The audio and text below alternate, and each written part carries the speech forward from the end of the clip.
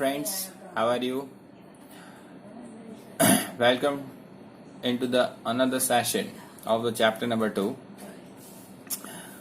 From this topic, entire mode of the chapter is changed. Okay,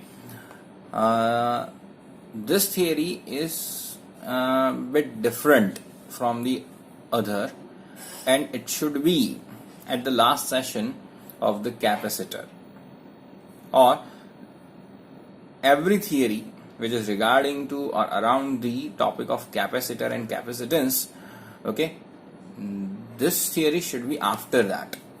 Okay, because it is in this theory discussion about or around the two plates of a capacitor, but still we have not created the idea or concept of a capacitor or capacitance. But as per to the textbook, okay, this is the consequence or sequential topic. So I have covered in this or in today's session. Okay, and we will finish it in a next video lecture. So first we understood what is the dielectric and its polarization. So first thing is that the dielectric material is such kind of the material which is an insulator. Okay, you take any insulator material like plastic, rubber, wood, etc. Okay, and if such kind of a material is placed between two plates of the capacitor, then it is called dielectric slab. Okay, यानी कि जब भी कोई insulator material capacitor की दो plates के बीच में रखा जाता है तो उसे डाइइलेक्ट्रिक स्लैब कहा जाता है, और हर एक वो ऑब्जेक्ट या हर एक वो मटेरियल जो इंसुलेटर है उसे डाइइलेक्ट्रिक कहा जाता है, राइट। और चलिए देखते हैं, an insulator material slab which is placed between two plates of capacitor is called dielectric, and it is divided into the two section, यानी कि वो mainly two parts में divide किया जा सकता है. First is the polar dielectric material and second kind is non-polar dielectric material. Okay, that is the two main section of the dielectric material. चलिए अब सबसे पहले हम पोलर मटेरियल की बात कर लेते हैं. तो नाम के ऊपर से ही पता चल जाएगा कि वो पोलर है तो उसके दो पोल्स होंगे, right. So such kind of a material possesses the permanent dipole moment. अब dipole moment क्या है वो हम देख चुके हैं. When two equal and opposite charge is separated by a finite distance, then such system is called dipole, and the physical quantity which is explained by 2a means distance between two charge into one charge or value of one charge 2a into q, that is called dipole moment, and the direction of the dipole is, what is it, negative charge to positive charge. Okay, so in polar kind of a material, such kind of a material having the permanent dipole moment. So you can say that the centers of the negative and positive charge are not coincide. यानी कि positive charge और negative charge दोनों के बीच में compulsory थोड़ा बहुत distance होगा ही. Okay, यानी कि उसके पास अपनी खुद की परमानेंट डायपोल मोमेंट होती है, राइट. तो उसका एक्सप्लेनेशन मैंने कुछ उस तरीके से लिखा हुआ है. We can say that the centres of the positive charge and negative charge are not coincide to each other. चलिए एग्जाम्पल देख लेते हैं किस टाइप के मटेरियल होते हैं. लाइकवाइज आप NaCl कह सकते हो, KCl कह सकते हो, ओके, और H2O कह सकते हो. यहाँ पे फिगर में मैंने इंडिकेट किया हुआ है, जैसे Na+ और Cl-, दोनों के बीच में कुछ ना कुछ डिस्टेंस होगा जो D से इंडिकेट किया है यहाँ पे। दोनों एक ही पॉइंट पे नहीं हो सकते, बराबर। In crystalline structure there is the distance between positive charge and negative charge. Okay, तो दोनों के बीच में डिस्टेंस है तो आप उसे डायपोल कह सकते हो।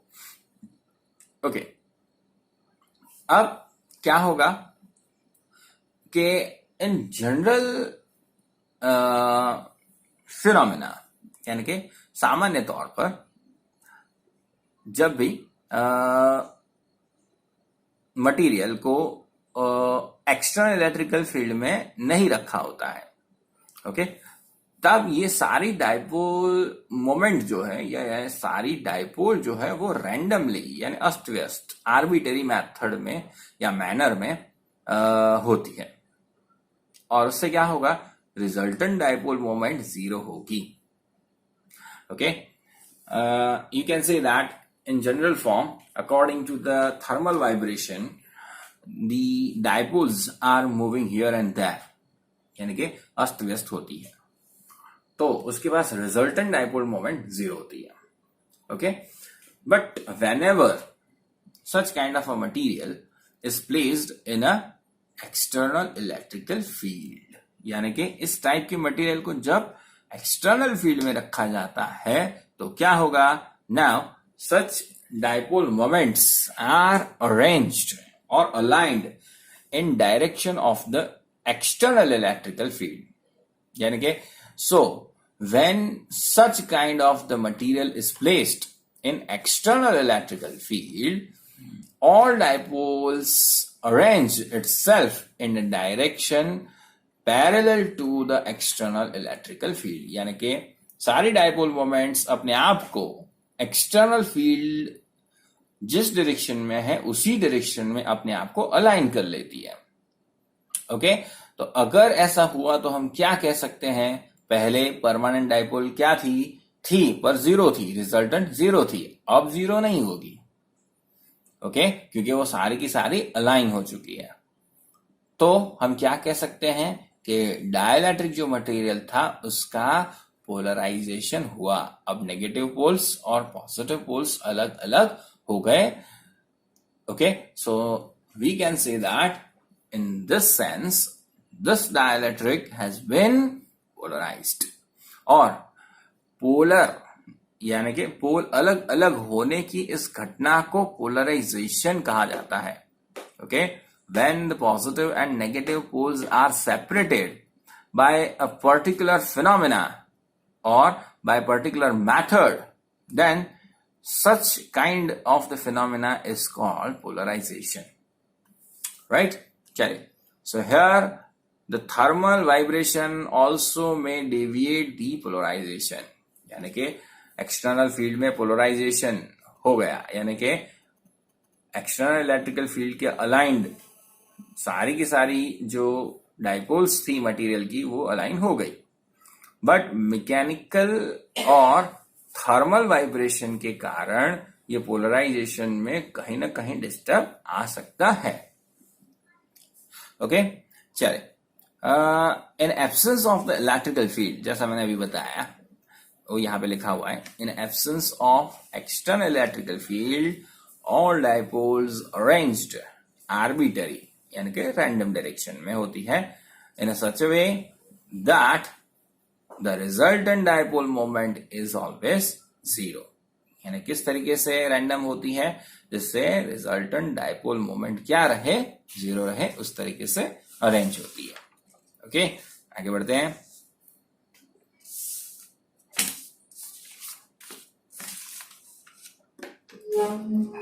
Here, what you can say that the net dipole moment is aligned in the direction of the parallel to the external electrical field, यानी कि अब जब भी एक्सटर्नल फील्ड आया तो सारी डायपोल मोमेंट एक्सटर्नल फील्ड के डायरेक्शन में अलाइन हो गई। Okay, So by external field we can say that dielectric is polarized. यानी डायपोल मोमेंट होने के बावजूद भी रेंडमनेस के कारण हमारे डाइलेक्ट्रिक के पास परमानेंट डायपोल्स नहीं थी. ठीक है, और अब एक्सटर्नल फील्ड के कारण उसके पास परमानेंट डायपोल आ गई.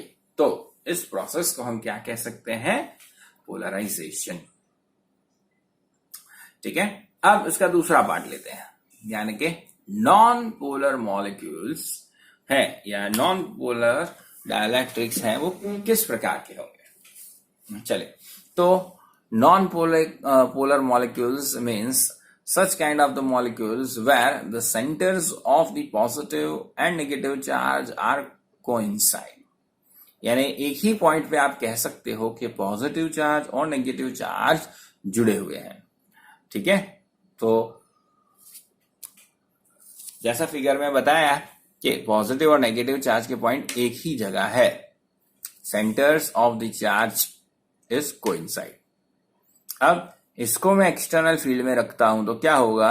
पॉजिटिव चार्ज को और नेगेटिव चार्ज को अलग अलग डायरेक्शन में फोर्स लगता है, वो हम देख चुके हैं. यानी कि अब वो दोनों ही क्या होंगे? सेपरेट होंगे.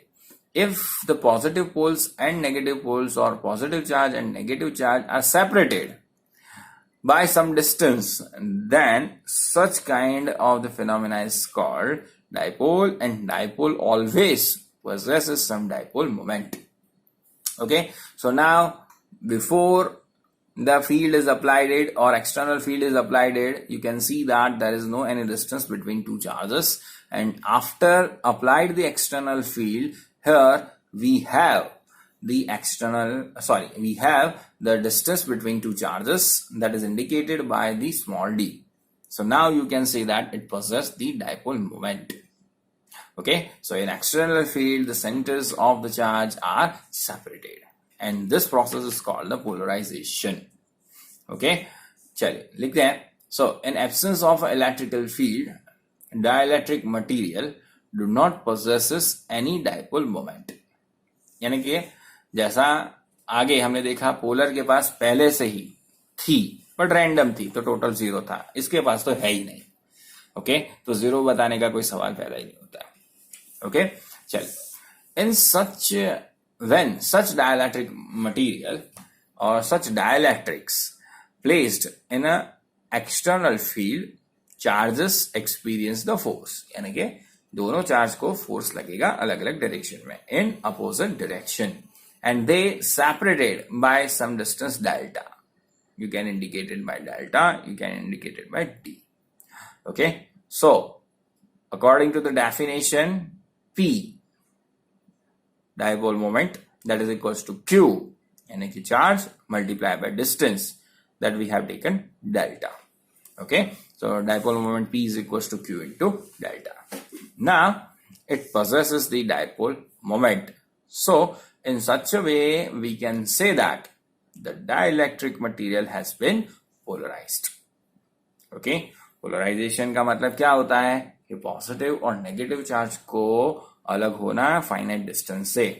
ओके, चलिए, तो if external electrical field is not too strong, यानी कि एक्सटर्नल फील्ड है वो बहुत ही लार्ज नहीं है, okay, then polarization is directly proportional to electrical field. यानी ज्यादा इलेक्ट्रिकल फील्ड होगा तो पोलराइजेशन और इलेक्ट्रिकल फील्ड की मैग्नीट्यूड दोनों के बीच में लीनियर प्रोपोर्शनैलिटी नहीं होती है. ओके, हम किस टाइप के केस की बात कर रहे हैं? When the external electrical field is not too strong, normal है. ओके, हल्का सा, तो पोलराइजेशन भी क्या होगा? नॉर्मल, यानी कि हल्का सा. Right, so here in that manner we can say that both are proportional to each other, यानी कि पोलराइजेशन की अमाउंट और एक्सटर्नल इलेक्ट्रिकल फील्ड दोनों ही एक समान होंगे. ठीक है, so P is proportional to capital E. Okay, अब प्रोपोर्शनैलिटी जाएगी तो कांस्टेंट आएगा. P is equals to alpha into E. Okay, So here the alpha is called the polarizability. Consolidity, polarizability. Okay, so उसका यूनिट भी लिख दिया है हमने.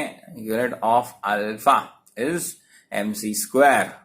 न्यूटन वाला mc स्क्वायर नहीं है, मीटर इंटू कूलम स्क्वायर पर न्यूटन. कैसे आया देखो, p का यूनिट क्या है, कूलम इंटू मीटर, और E का क्या है, न्यूटन पर कूलम. तो यहां से E को नीचे भेजो, तो यहां से न्यूटन पर कूलम ऊपर, और यहाँ पे कूलम इंटू मीटर, तो coulomb into coulomb, coulomb square into metre per newton. ये उसका क्या हो गया, यूनिट बन गया. किसका, पोलराइजेबिलिटी का. किसका, अल्फा का भी कह सकते हैं. ठीक है. तो यहां पे हमने देखा कि मटेरियल यानी कि dielectric, whether it is you can say polar और non polar, but by means of the external electrical field it is polarized. okay, polar है फिर भी पोलराइज्ड होगा, और नॉन पोलर है तो भी पोलराइज्ड होगा. पोलर है बट उसका रिजल्टेंट पोलराइजेबिलिटी जीरो है, या रिजल्टेंट डायपोल मोमेंट क्या है, जीरो, क्योंकि वो हर एक डायपोल मोमेंट जो है वो रैंडम डायरेक्शन में अलाइन होती है. और एक्सटर्नल फील्ड से क्या हो जाता है, वो एक्सटर्नल फील्ड के पैरेलल अलाइन हो जाती है, और उसकी वजह से उसके पास रिजल्टेंट डायपोल मोमेंट आ जाती है. तो हमने क्या कहा कि एक्सटर्नल फील्ड के कारण उसका पोलराइजेशन हुआ. अब नॉन पोलर मटेरियल में तो पहले से डायपोल मोमेंट है ही नहीं, क्योंकि पॉजिटिव और नेगेटिव चार्ज के सेंटर्स ऑटोमेटिकली पहले से ही अलाइंड एक ही पॉइंट पे है. ओके, तो जब भी हम एक्सटर्नल इलेक्ट्रिकल फील्ड अप्लाई करेंगे तो पॉजिटिव और नेगेटिव चार्ज को अपोजिट डायरेक्शन में फोर्स लगेगा, and because of that force they are separated by a small distance delta, and we can say that now the dielectric is polarised. ठीक है. अब इस पोलराइजेशन को हमने क्या बोला, अगर इलेक्ट्रिकल फील्ड बहुत ज्यादा स्ट्रांग नहीं है तो पोलराइजेशन यानी कि डायपोल मोमेंट की जो मात्रा आई, okay, that is called polarization, और इलेक्ट्रिकल फील्ड आपस में लीनियरली या प्रोपोर्शनलिटी से हम इसे इंडिकेट कर सकते हैं. So P is proportional to E and P is equal to alpha E. Alpha क्या है, पोलराइजेबिलिटी है, कांस्टेंट है, और उसका unit coulomb square into metre per newton है. ठीक है. ओके, आगे नया टॉपिक देखते हैं, पोलराइजेशन ऑफ एयर या वैक्यूम. अब इसका फंडामेंटल पहले समझते हैं, उसका मैथमेटिक्स जो है वो हम नेक्स्ट वीडियो लेक्चर में कवर करेंगे. पहली बात कि ये जो मैंने आज आपको पढ़ाया उसकी डेफिनेशन और अंडरस्टैंडिंग पूरा का पूरा प्योरली दिमाग में उतरना चाहिए. और पोलराइजेशन एयर या वैक्यूम का यहाँ पे हम जो समझ रहे हैं वो पार्शियल सेक्शन यानी कि मैथमेटिक्स के पहले का जो अंडरस्टैंडिंग है वो आपको समझ में आ जाना चाहिए. अगर समझ में आता है तो ठीक है, फिर भी आप मुझे मैसेज करके बताओगे कि हाँ सर समझ में आ गया है. नहीं समझ में आ रहा है या कुछ डाउट है, कोई पॉइंट समझ में नहीं आ रहा है, तो आप मुझसे पूछोगे. Okay, I will wait for your reply. चलिए अब देखते हैं कि अगर कैपेसिटर की दो प्लेट्स के बीच में एयर या वैक्यूम है, ठीक है, तो इस सेंस में या इस टाइप के केस में हम पोलराइजेशन को किस तरीके से एक्सप्लेन करते हैं ये हमें यहाँ पे देखना है. चलिए मान लेते हैं दिस ये हमारी कैपेसिटर की पॉजिटिव प्लेट है और ये हमारी नेगेटिव प्लेट है. अब कैपेसिटर को दो मेटालिक प्लेट से इंडिकेट किया जाता है, और या फिर ऐसा कह सकते हो कि कैपेसिटर में दो प्लेट्स होती है मेटल की, ठीक है, और दोनों को टच नहीं किया जाता, उसके बीच में थोड़ा बहुत डिस्टेंस रखा जाता है. उसके बीच में एयर यानी कि हवा, वैक्यूम या और कोई भी इंसुलेटर मटेरियल रखा जाता है. ठीक है. चल, तो अब यहाँ पे as shown in the figure, we have taken the two parallel plates and between two plates there is an air. Okay, अब हम क्या करते हैं, कैपेसिटर की दोनों प्लेट्स को बैटरी के साथ कनेक्ट कर देते हैं, यानी कि एक प्लेट पॉजिटिव टर्मिनल के साथ और दूसरी प्लेट नेगेटिव टर्मिनल के साथ ज्वाइन कर देते हैं. तो because of this connection, charge will accumulate on the plates of capacitor. So सीधी सी बात है, अगर पॉजिटिव प्लेट के साथ कनेक्ट की गई है बैटरी पॉजिटिव टर्मिनल, तो यहाँ पे पॉजिटिव चार्ज एक्यूमुलेट होंगे, और नेगेटिव चार्ज जिस प्लेट के साथ नेगेटिव टर्मिनल बैटरी का जुड़ा है, तो वो प्लेट क्या बन जाएगी, नेगेटिवली चार्ज बन जाएगी, और उसकी चार्ज डेंसिटी को प्लस सिग्मा और माइनस सिग्मा से इंडिकेट किया गया है. ठीक है, चलिए जो लिखा है उसको मैं थोड़ा सा पढ़ लेता हूं, देखिए ध्यान से. As shown in figure, consider there is a vacuum और an air between two plates of capacitor. Now the plates of a capacitor is connected with the battery. Okay, and charge density of positive and negative plate is plus sigma and minus sigma respectively. ये respectively है, short में लिख दिया है. ठीक है, अब जितना एरिया इसका ज्यादा होगा उतना चार्ज उसके ऊपर ज्यादा आएगा. सेम वे यहां पे भी. ठीक है, तो Q amount of the charge which is available on this plate, that is equals to, you can say sigma into A. क्यों, कैसे आया sigma into A? Charge density की डेफिनेशन याद करो, sigma is equals to Q by A, तो Q is equals to sigma into A. ठीक है, so that is why यहां पे हमने लिखा हुआ है चार्ज ऑन द प्लेट, यानी पॉजिटिव चार्ज के लिए प्लस सिग्मा इंटू ए होगा, और नेगेटिव चार्ज के लिए Q माइनस के लिए आप कह सकते हो माइनस सिग्मा इंटू ए होगा. Right, here the dipole arrange itself in direction in a direction parallel to the external electrical field. चलिए देखते हैं कैसे. यहाँ पे बैटरी का कनेक्शन दिया गया है, पॉजिटिव और नेगेटिव चार्ज, तो हम कह सकते हैं इलेक्ट्रिकल फील्ड की डायरेक्शन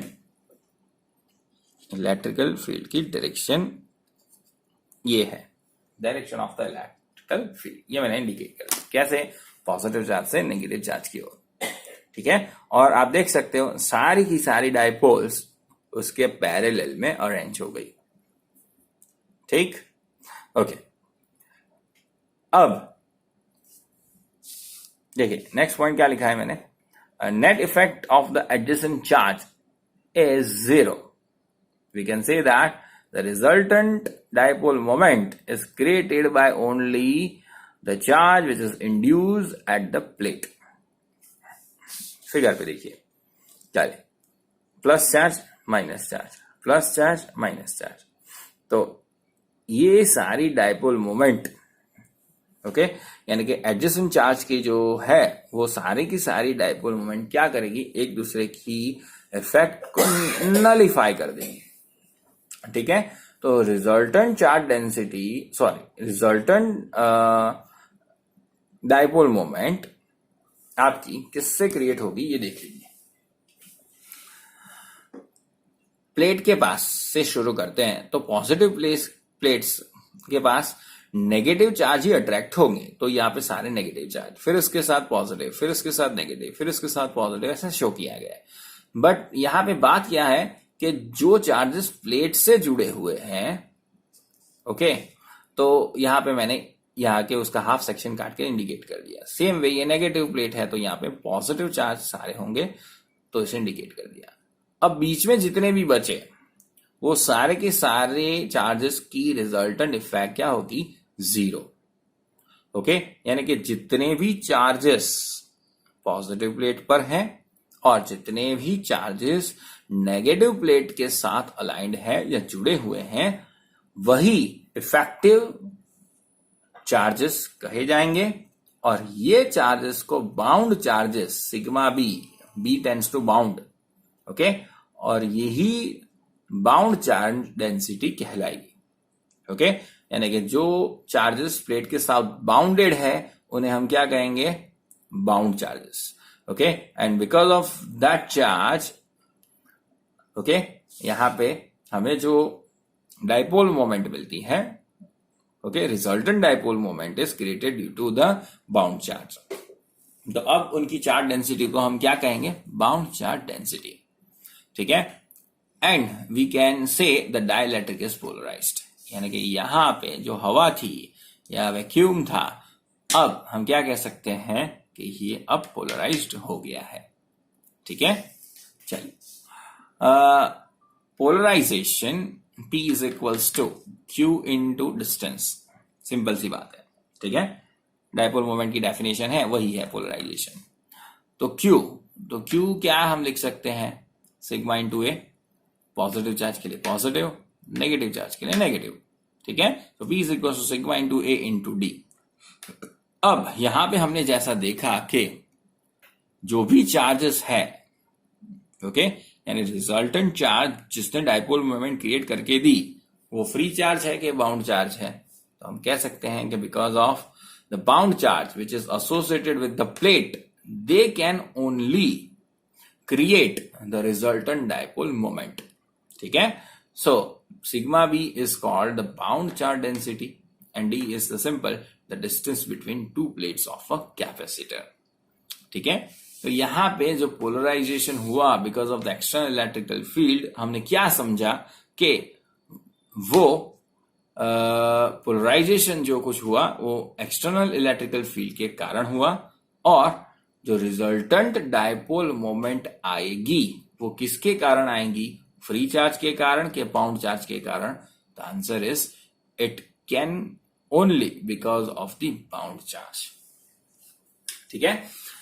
तो अब यहां से इसका मैथमेटिक्स शुरू होगा। सबसे पहले हम एक्सप्लेन करेंगे amount of the polarisation. Amount of polarisation यानी कि the polarisation per unit volume, okay, उसे इंडिकेट करेंगे, उसे समझेंगे और पूरा का पूरा मैथमेटिक्स डिराइव करेंगे, ठीक है। तो आज का टॉपिक आपको अच्छे से ध्यान से समझ में आ जाना चाहिए। लिख के 2 बार तैयार कर लेना, ओके, या 2 बार लिख के तैयार कर लेना, जो कुछ भी समझ में आए, राइट। और जो कुछ भी डाउट है वो मुझसे पूछ लेना, ठीक है। आई होप जो भी कुछ आज मैंने पढ़ाया वो समझ में आया है, राइट। चलिए, आज का सेशन यहीं समाप्त करते हैं। Take care, have a good day.